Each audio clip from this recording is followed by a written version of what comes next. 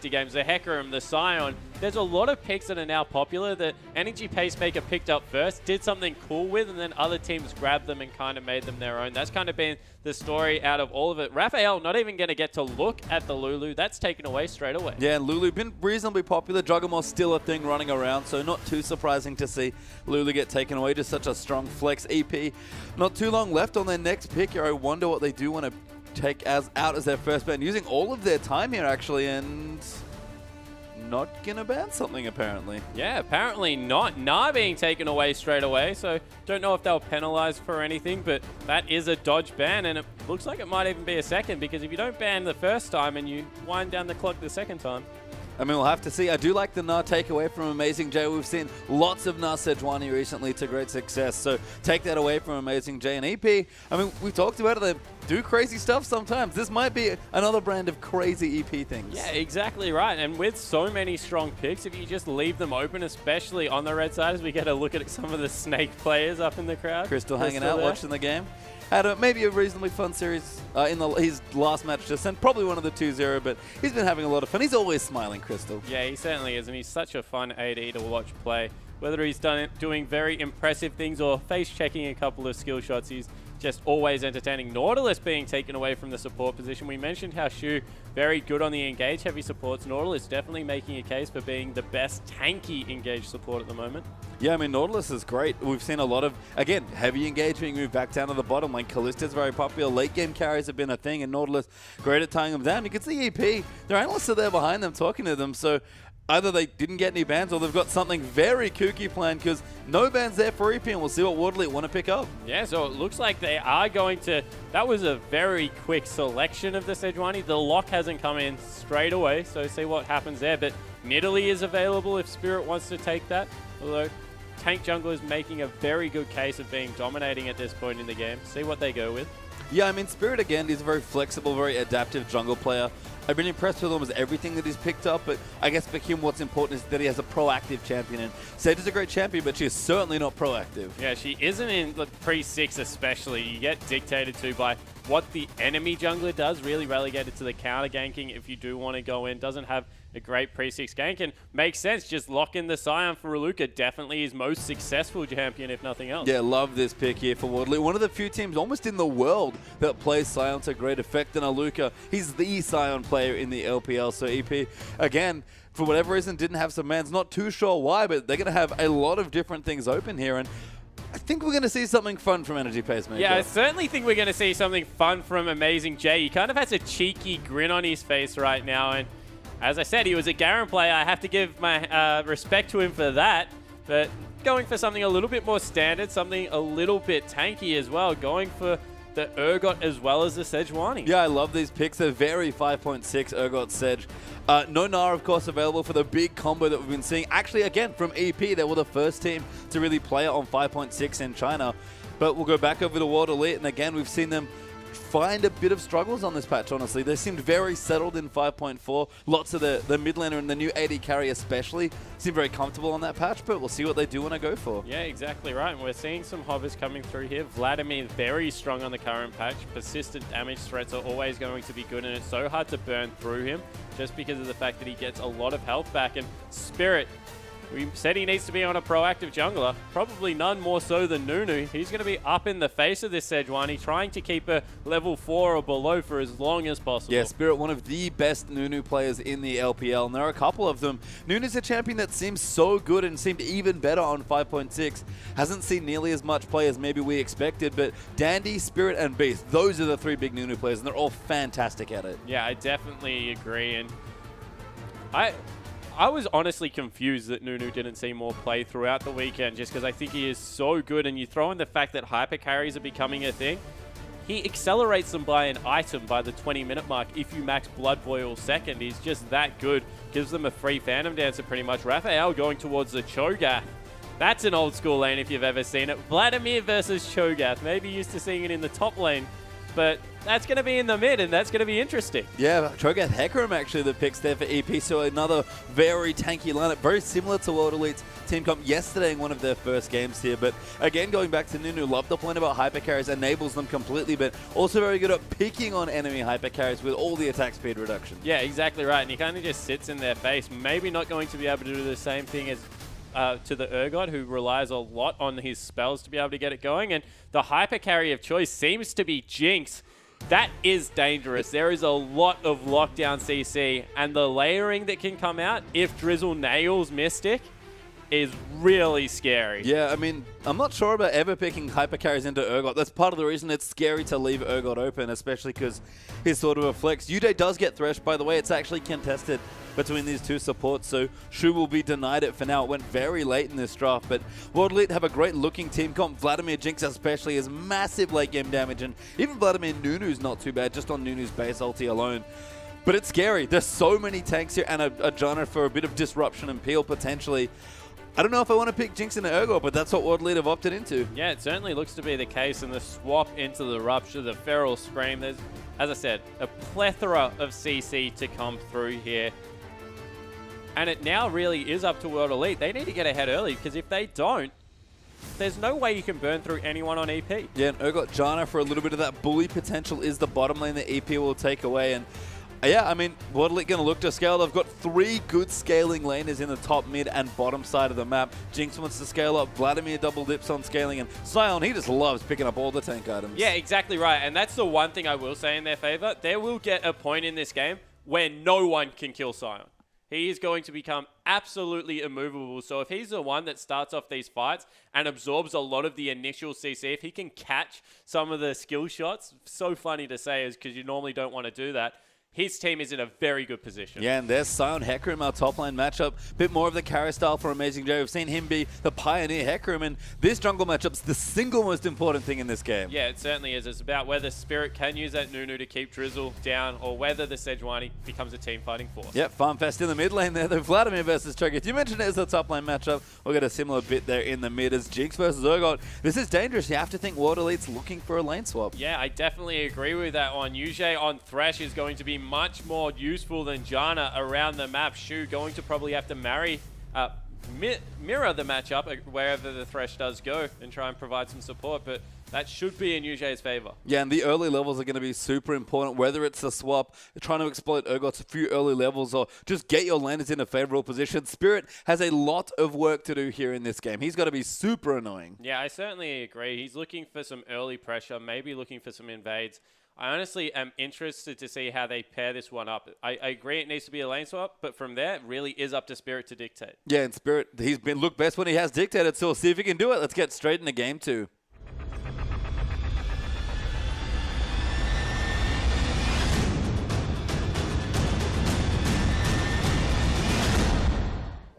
And welcome onto the Rift, everyone, for our first game between World Elite and Energy Pacemaker. Must-win games for both teams, and some pretty interesting team comps, I have to say, Spawn. Very 5.6-esque on both sides. Yeah, I definitely agree. The persistent threat coming out of both teams with a lot of CC coming through. So more soft CC on the side of World Elite. The slows, the zone control coming out. But a lot of hard CC on Energy Pacemaker, and they're all about catching out either the Vlad or the Jinx, and then World Elite not having enough to deal with it. And you see the appreciation for the Korean jungler coming through here, let alone the rest of the World Elite members. They're just such a popular team. I mean, World Elite have always been popular. World Elite, a very different looking team to last year, of course, but you have to feel after that big international performance in Poland that, you know, they kind of come back home to a very warm welcome by fans again. Oh, certainly would have, and that must have felt great for the team that hadn't really had much success. In fact, there was cries to not even send them and send the likes of maybe an EDG over there, but they certainly proved everyone wrong. And if anyone needed that rallying effort and some more fan support, it was the WE team, and it's made Spirit look even better than what he was. He's really risen to the, I guess, leadership role so well, and across the board we're seeing pretty much standard start here now. One of the Krogs taken, one of the little ones taken only on the side of Zhang Ao and Shu. And Aluka, he's just suiciding somewhere. Yeah, we talked about level 1 being important. Let's do a quick recap of everything that's happened before 2 minutes. Amazing J's taken a camp and only started with a fast, so he'll go back for a quick chop. Aluka had some potions but killed himself on the bottom. Now, and actually in the bottom lane, some aggression here from Mystic, and this is how you beat the Urgot lanes. You pressure him very, very early. Yeah, exactly right. And the Flay is just such an important tool, not only just because of the CC, but because of the auto attack that you get off it. It's an absolute slap level 1 if we're going to be honest. And we see in the top lane, early game. Going in now onto Drizzle, level 2 for Amazing J and the Sejuani, forcing the flash out of Aluka, and we don't talk about early pressure. Zangar down the bottom, going to walk into the choppers. Great play back there. Mystic going to look in the exhaust. Forced to be used out there. Mystic will flash forward, and first blood goes to Jinx. And what an aggressive flash in. Saves the heal, gets excited on the way out. That's the start that we're looking for. And because Spirit's got the extra level, he's able to move up. But the real person that's suffering now is Cho'Gath. He can't get near the creep wave to make use of that passive, and GA looking to bully. Drizzle has to come in for another early game. Yeah, Drizzle forced to come in, just wards Vladimir off the midsection of the map. Actually just walks past GA, but all this pressure is great. It's a very weird isolated mid lane, but if you have to pick an early winner, it's probably Vladimir, weirdly enough. Yeah, it certainly is, and it's just because Vladimir, this is what he was really famous for in the top lane as well. You can stack the lane, and against people that like to auto-attack last hit under your turret, like Cho'Gath, for example, is a really good invade coming through. Oh, great hook landing as well. Spirit actually going to get the blue buff. Drizzle, though, maybe going to get aggressed on. UJ follows the hook, but Spirit just wanted the buff. Okay, so Cho'Gath likes to auto-attack under here, so Vladimir can just walk up and Q whenever he wants and throws out his E. Stays very healthy in the lane, and Cho'Gath, you can see, already used both potions, needs to go back and shop, probably get a flash to try and stick with this Vlad. Yeah, and it's just a bit easier to control the waves in the shorter mid lane as well, which is where Vladimir excels. Yeah, exactly right, and he's a pushing person, always has been. That's where he got a little bit punished in the top lane. You used to see people do crazy things with Vlad where they would push that quickly, they would go to like Wraiths back then, or Raptors now, to try and pick up a camp in between. And you can see that's really where he's doing well at the start of this game. And Urgot, he's back in lane. Early kill did go across, which meant a pickaxe for Mystic. Like the fact that he went for the early shop. This is something that Name did fantastically yesterday. If you get ahead in a lane, you need to spend your gold. Don't get greedy, go for the BF sword, go back, pick up whatever you can. He was picking up daggers and crazy things across the board to just eke out advantages to punish the lane that he's winning. I mean, this is not the first time we've seen some punishment as Shu going to get grabbed up there. Cork will land in as well for the slow bit of minigun trading, but Shu just going to take a good chunk of damage as Spirit now going to come into the top lane. Aluka channeling the knockup, following for the slow. Spirit going to come in. He's got the blue buff. Drizzle will join in for the 2v2. Amazing J's use the ignite there. Aluka has to kite away, but damage still coming through. Spirit chasing in there. Can't get away from the Nunu. Great slow back in there. Aluka gets the first kill. Spirit getting low. Eats a minion and walks away. And this is the frustrating thing about dealing with a Nunu as a tank. You just can't shrug him off. You don't have the gap closers required. There's no flash to get away from him. He just slows you forever, eats creeps around you, ice blasts you in the back. He's honestly the biggest pain if you don't have burst to deal with. Especially in a long lane like top. As soon as you're overextended and he walks on, your heart just sinks because you know you just can't get away. Yeah, and it's honestly obnoxious the way he just follows you, hurling stuff at your back. It's really not a fun way to play the game, and you see that Aluka, the beneficiary of that, he's gone back, grabbed the Balmy Cinder. Something we haven't talked about is Sion does great with a Sunfire Cape. The build path so much smoother now. Probably a better mid-game item for it. Yeah, we're in a tank meta, by the way, and Sion's probably pretty good as far as that goes, as Raphael and Shie will continue trading here in the mid lane. Raphael went for a very optimistic-looking dive. Good rupture there onto Vlad, but won't get anything further done. And Shie, because Raphael had to leave to try and dive the top lane, Shie's now ahead 10 CS in the mid lane. Yeah, and it's also the early shop that came through. He shopped when it was at his turret because Vlad got the luxury of being able to push out that last wave. And see that that's just all in Vlad's favor. Actually walking around and trying to sweep out any wards that he has. Mystic in the bottom lane has only been able to grab a CS advantage. UJ was back in base. Now they're looking to get aggressive again. Gonna ride the Nunu in there. Spirit looking in. Great flash play through the tornado. Zango will dodge the hook though, but Mystic gonna come in. Exhaust down again, but still moving through. Great chompers to block him off, and Mystic, easiest kill of his career. Yeah, able to get in there. A really good flash over the tornado there from UJ to make that one happen. And just recognizing that there still wasn't a flash available on Zhang Yao, just picking on the AD carry player. But something I want to point out, and this is the difference between good League of Legends teams and great League of Legends teams, as there's a gank coming through. Yeah, gank's coming through now for Aluka. Ulti used by Amazing J. Aluka maybe can't get out of this one. Wants the silent ulti, but needs to clear some space. Very nice blocking forward there to prevent the ulti, but Aluka just a little too tanky and will get away. Yeah, so he gets away with the walking. Spirit now coming back into the mid lane, actually pressuring onto the Cho'Gath. Raphael does have his ulti, so WOD Elite will have to be a bit careful, but just some harass coming through, and Spirit again just being annoying. Yeah, he's just trying to out-gank early, and that's so weird to say it for a Nunu, but if you can keep getting the snowballs down, you're going to do a good job, and might find himself a pink ward for his trouble here as well. But what I wanted to hit on is that as soon as that kill was secured, the support stopped hitting, and the jungler stopped hitting. That was only up to the AD carry to take the kill in the bottom. Fantastic. Hook there landing as well. Ultimate use by Shia. Going to go for the tower dive potentially. UJ even covering with a lantern, but they don't overcommit. Just force Raphael out of the lane and keep pushing. Yeah, just continue to bully out this Cho'Gath, 10 CS, and across the board, the support player and jungle player have been absolutely massive for WA.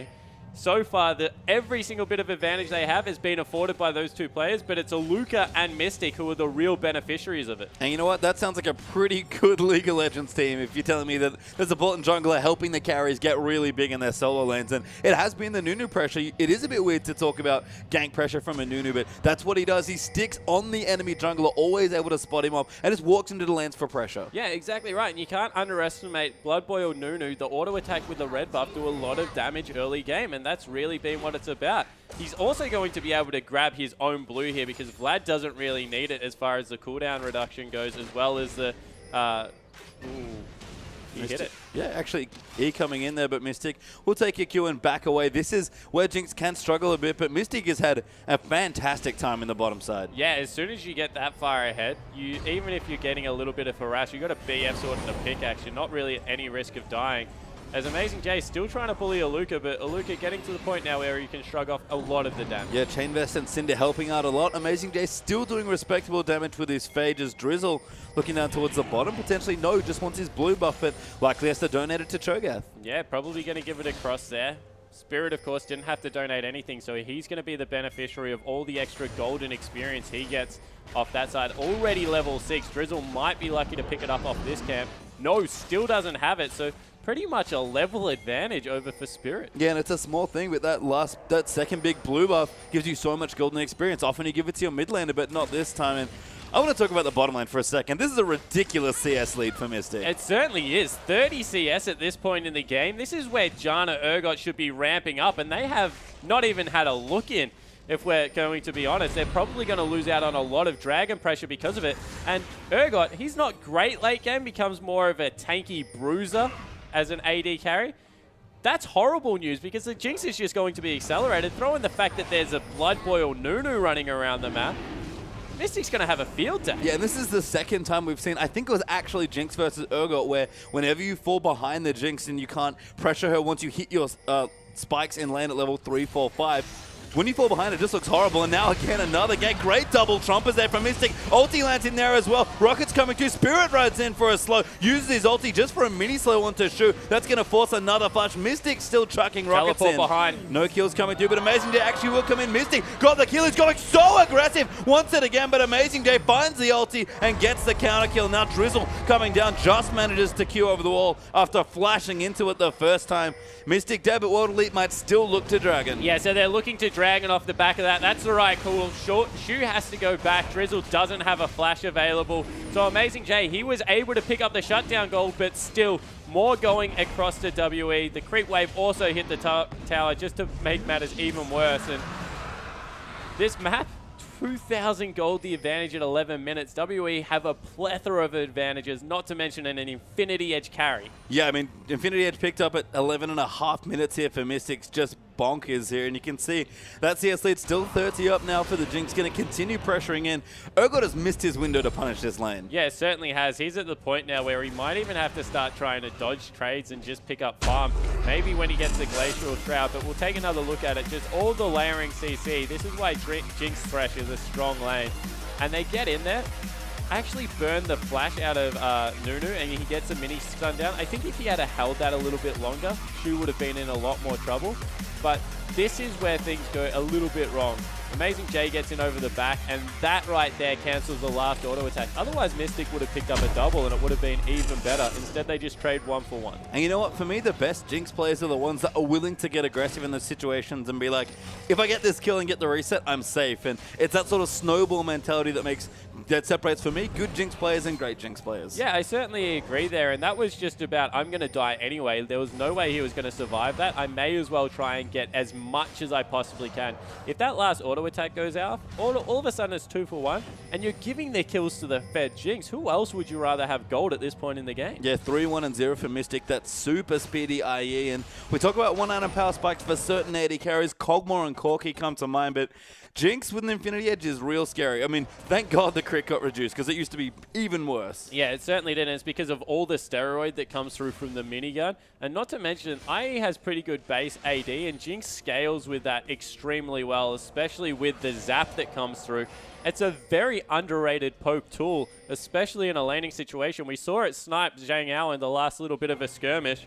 And now Spirit, he's ahead, just going to continue the counter jungling. They probably can't push him out. I mean, just being annoying. Going to run into Raphael now. Gets ulted by Drizzle, actually. Amazing J going to knock him back up to his ult. Shie's joining in. Spirit still alive here on the Nunu. Lives for so long. Now Aluka going to come in, but Amazing J, there's his ulti on the Shie.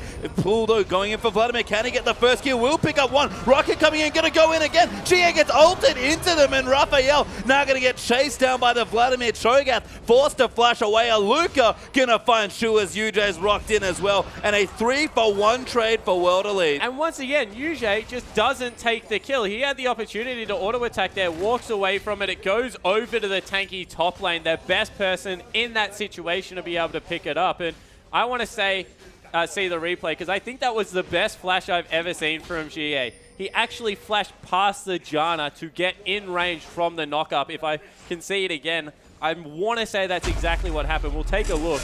So Spirit gets caught, dodges out a lot of the CC, and from here, you're chasing a Nunu and burning so much on a very tanky, annoying member. But GA, as well as Aluka that comes in, they're the persistent damage threats. The pull comes through and just absorbs so much of the damage that would have come out. And from here, does he? He flashes over, gets blown as well, and pretty much took a magic carpet ride to the promised land there with GA. And that was just a fantastic team fight. And we go back to live, they're up to the exact same shenanigans. Yeah, almost a damage boost there from Shie, just hitching a ride on Janna's ulti to get pushed into the enemy team a little further. Spirit does get the red buff, and Nunu, again, we were surprised to not see as much of him on 5.6, because look at Cinderhawk sights to Nunu. Look at what Spirit did in that last team fight. 15 minutes into the game, stupidly tanky at this stage. Yeah, exactly right. And the thing is that even if you chase him out, you can't kill him without bringing 2-3 members, because it's all about persistent damage, and Nunu just walks out of those engages, doesn't rely on gap closers and cooldowns. He literally strolls away from you. Yeah, and then strolled back to his team, and Wadley were able to clean it up. So a big lead early on, 4,000 gold ahead now, and continuing to take away buffs. EP, your jungle is no longer yours. Yeah, exactly right. EP looking to fight here, but they're being caught out. Oh, Raphael going to move in. You're just going to ride in around for a hook. Does flash him forward the box. Coming down as well. Hemoplague will get popped there, and Raphael trying to get the damage round, but doesn't have enough. Zangao will join in, but they're going to keep chasing. Flash ulti there. Going to move him in. Shia going to get low there, but walking out of the ulti. Massive play into the Jinx rocket, and that's 3-for-0 this time. That was a huge, fully charged absolute zero out of Spirit.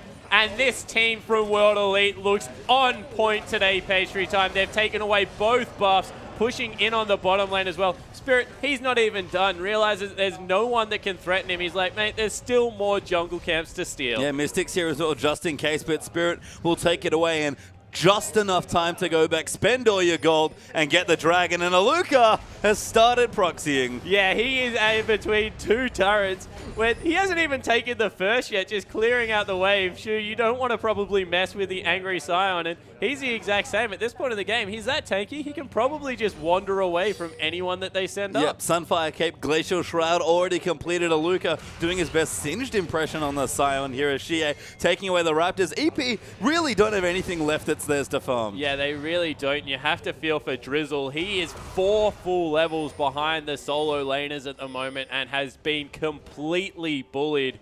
Every lane has gone horribly wrong, with maybe the exception of Amazing J, who picked up a free kill. Missed hook first time UJ.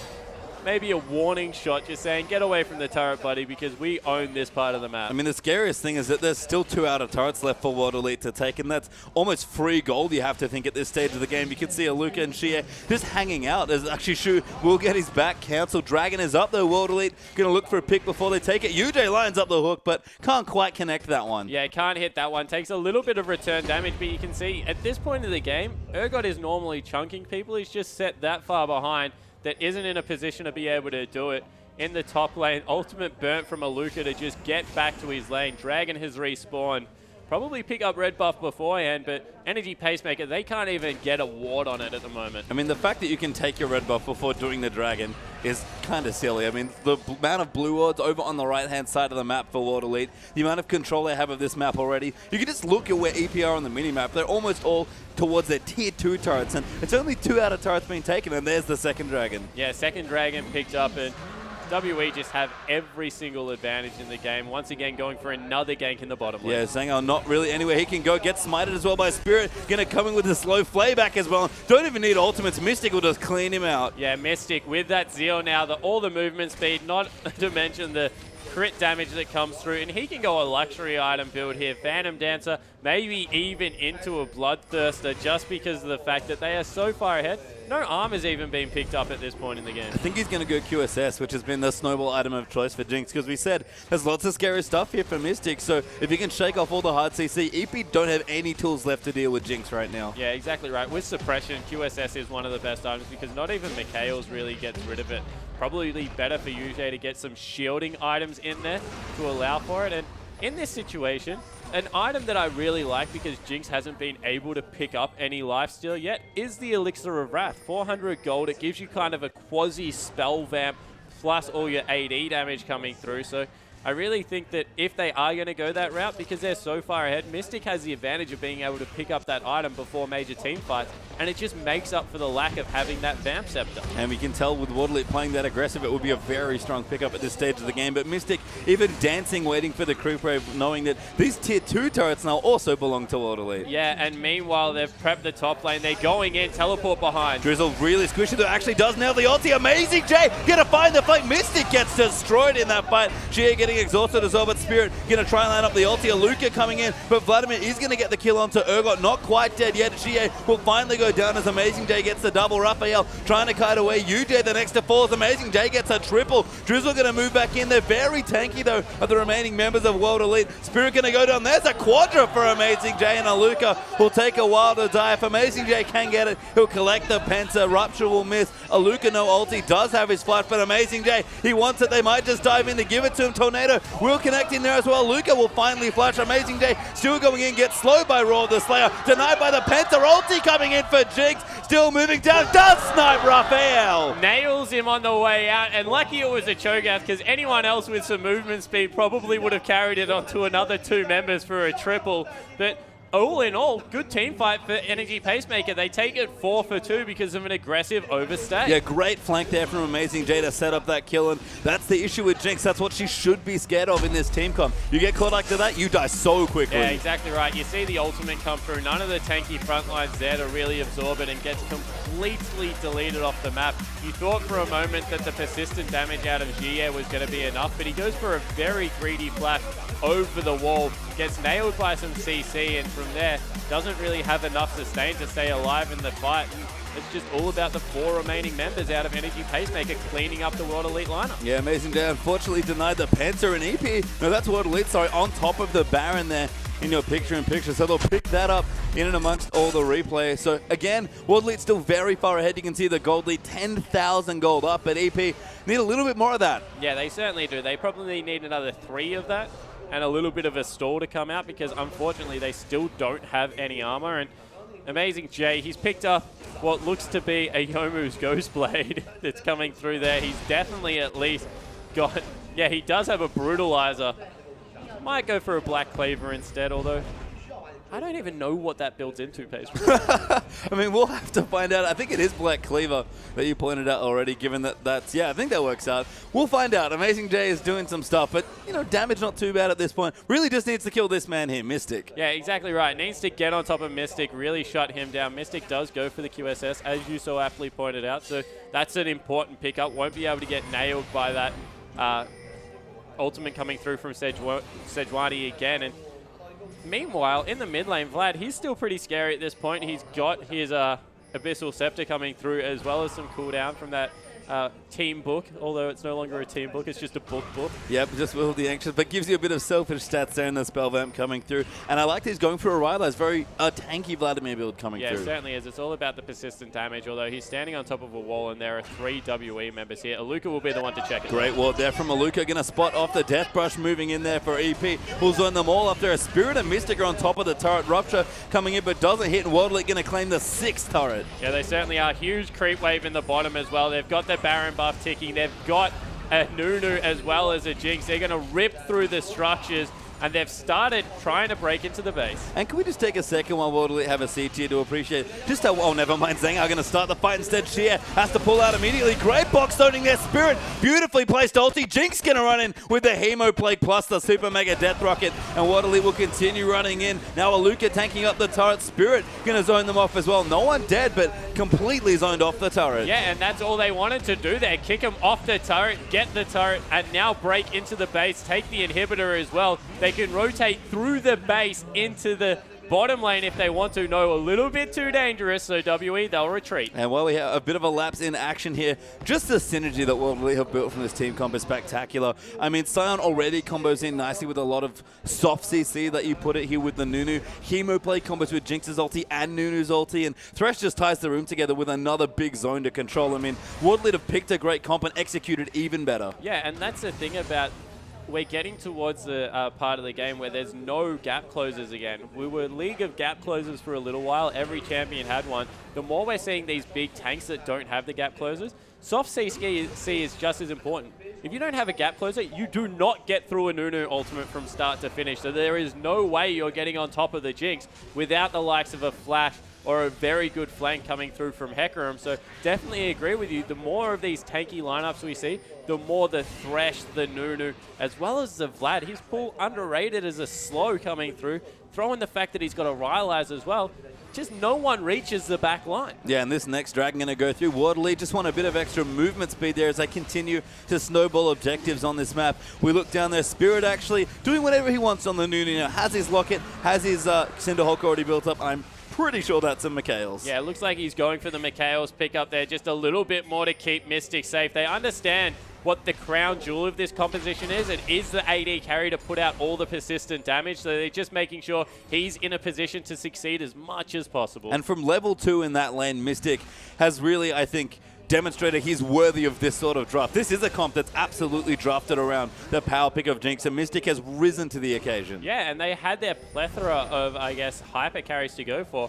And we said maybe the Jinx not the best pickup because it's a very immobile carry that as soon as the excitement gets through, Mystic showing that he can definitely dodge out. I mean, they played the lane so well as Drizzle just gets destroyed there with all that damage. Amazing J is coming around the side there. You can see a good ulti hits him, but Mystic gonna pop in. Now Amazing J gonna try and move through. Massive damage onto Mystic, but they peel beautifully for him. Amazing J will go down. Shoe forced to back off there as well. Will get popped by the cork, and the missile gonna get the third. There's the triple coming in for Jinx. Raphael now has to be careful, gonna go down. That'll be the Quadra coming through for Jinx, and Drizzle moves in, thinks about donating it, gonna get aggressive. Mystic, run, that's your Penta, buddy. Now gonna move through, Drizzle going down, and the surrender denies the Pentakill. No Pentakill coming through, but more important for WE, they get the first win in emphatic fashion. That's gonna make them feel good.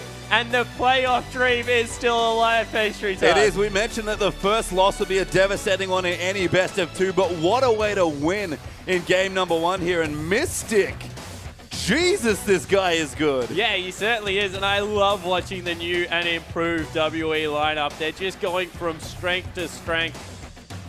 Sure, Spirit did his fair share of heavy lifting early game, but you can see the amount of trust now. This isn't the Riven Spirit that we were seeing week 1 through 3, where he was legitimately taking farm to try and carry. Well and truly trusts his team to the point that he's building Mikhail's on Nunu now. Just such a good team effort. That was a Name-level Jinx performance from Mystic. That looked like 2014 EDG. Team peeling for him perfectly. Mystic always standing in the right spot, dominating his lane and just snowballed away. That was wonderful. Yeah, it certainly was a fantastic game to watch, and you got to give it to the mid laner and AD carry. They did a great job. Yeah, fantastic team performance for Waterloo, but can they repeat it here? Another game coming up versus Energy Pacemaker, and they need the win because those 3 points, they can taste them. We'll see you soon.